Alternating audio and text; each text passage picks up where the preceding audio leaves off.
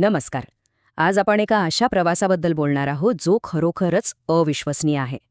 विचार करा, एक प्रचंड मोठा देश जिथे शेकडो भाषा, हजारो जाती धर्म आहेत आणि तो नुकताच स्वतंत्र झालाय. अशा देशासाठी एकच पुस्तक, एकच नियमपुस्तिका बनवणं हे कसं शक्य झालं असेल? हो, आपण बोलतोय आपल्या संविधानाबद्दल. चला तर मग या अद्भुत निर्मितीची कहाणी जाणून घेऊया. खरंच कधी विचार केलाय का की स्वतंत्र भारताची इतकी विशाल आणि गुंतागुंतीची कहाणी एकाच पुस्तकात कशी काय लिहिली गेली असेल? ते पुस्तक म्हणजे आपलं संविधान, ज्याच्या प्रत्येक शब्दात, प्रत्येक कलमात करोडो भारतीयांच्या आशा, आकांक्षा दडलेल्या आहेत, त्यांचे हक्क आहेत आणि एका नव्या राष्ट्राची दिशा ठरवलेली आहे. तर ही कहाणी आहे त्याच अविश्वसनीय प्रयत्नांची. तर मग सुरुवात कुठून झाली?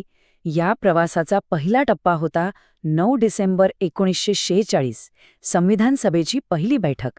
पण हा प्रवास अजिबात सोपा नव्हता, कारण एका बाजूला स्वातंत्र्याचा सूर्य उगवत होता, तर दुसऱ्या बाजूला देशाच्या फाळणीचे काळे ढग दाटून आले होते. या दोन्ही प्रचंड मोठ्या आव्हानांना तोंड देत हे काम सुरू झालं.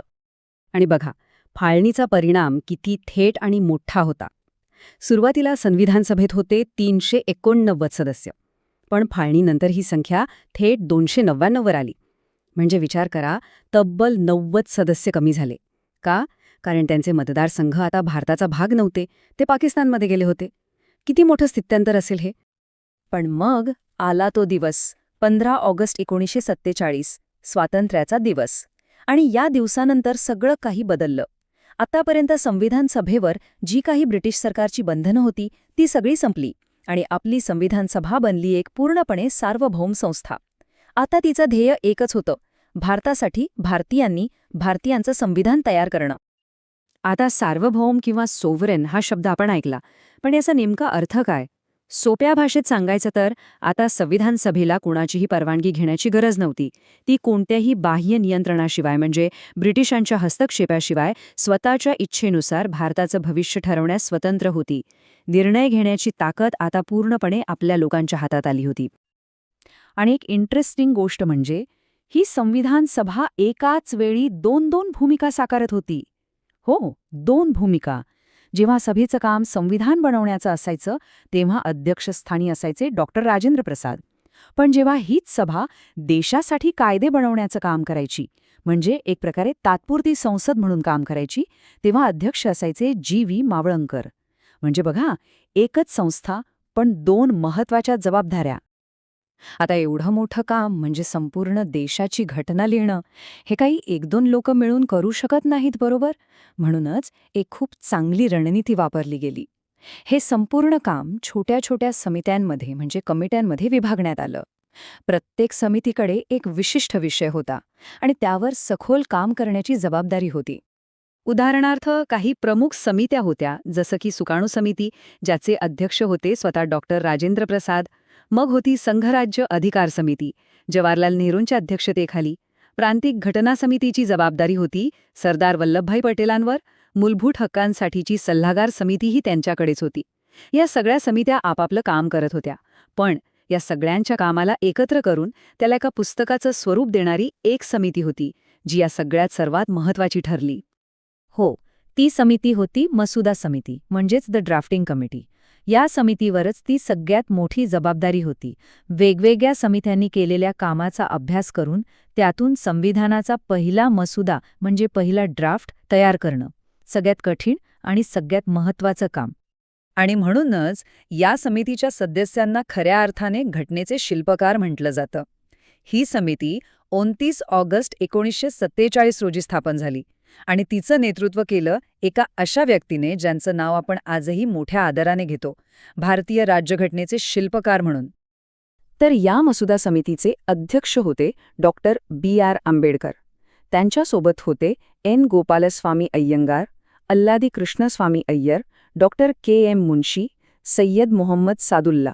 पुढे B.L. मित्तर यांनी राजीनामा दिल्यावर त्यांच्या जागी N. माधवराव आले आणि D.P. खेतान यांचं निधन झाल्यावर T.T. कृष्णमाचारी यांची नियुक्ती झाली. या महान व्यक्तींनी मिळून आपल्या संविधानाचा पाया रचला. आणि मग तो दिवस उजाडला. 4 नोव्हेंबर 1948. एक खरोखरच ऐतिहासिक दिवस. डॉक्टर आंबेडकरांनी मसुदा समितीने तयार केलेला अंतिम ड्राफ्ट संविधान सभेसमोर ठेवला.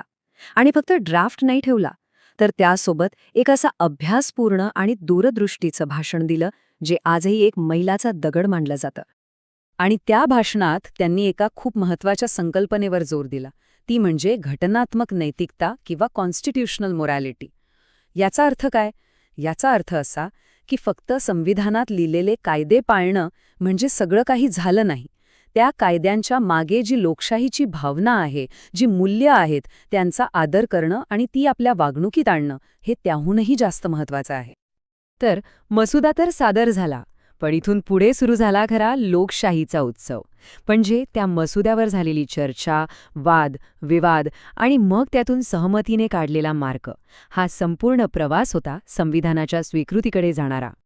आणि ही चर्चा वरवरची नव्हती. तुम्हाला अंदाज आहे का या मसुद्यावर किती सुधारणा सुचवल्या गेल्या असतील? तब्बल 7,635. हो, 7,500पेक्षा जास्त. आणि त्यापैकी जवळपास 2,500 म्हणजे 2,473 सुधारणांवर सभागृहात प्रत्यक्ष सविस्तर चर्चा झाली. यावरूनच कळतं की आपल्या संविधानाचा एक एक शब्द किती विचारपूर्वक निवडला गेला आहे.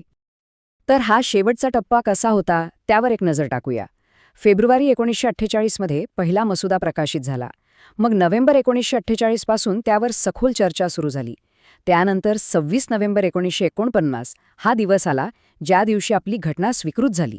यानंतर 24 जानेवारी 1950 रोजी संविधान सभेची शेवटची बैठक पार पडली. आणि अखेरीस 26 जानेवारी 1950 रोजी आपलं संविधान संपूर्ण भारतात लागू झालं. आता आपण 2 महत्त्वाच्या तारखा ऐकल्या, 26 नोव्हेंबर आणि 26 जानेवारी. दोन्ही तारखा प्रजासत्ताकाशी जोडलेल्या आहेत, पण दोन्हींचं महत्त्व वेगळं आहे आणि हा फरक समजून घेणं खूप महत्त्वाचं आहे. तर 26 नोव्हेंबर 1949 हा दिवस म्हणजे संविधान दिन. याच दिवशी आपल्या संविधान सभेने, म्हणजेच एका अर्थाने संपूर्ण भारताच्या जनतेने आपलं संविधान स्वीकारलं, अधिनियमित केलं आणि स्वतःला अर्पण केलं. हे शब्द आपल्या संविधानाच्या प्रस्तावनेतच आहेत आणि ते याच ऐतिहासिक दिवसाची साक्ष देतात. आणि इथे एक खूप इंटरेस्टिंग फॅक्ट आहे. जरी आपण म्हणतो की संविधान 26 जानेवारीला लागू झालं, तरी त्यातली काही कलमं, विशेषतः नागरिकत्वासंबंधी आणि काही तात्पुरत्या तरतुदी, अशी एकूण 16 कलमं 26 नोव्हेंबर 1949 पासूनच लागू झाली होती.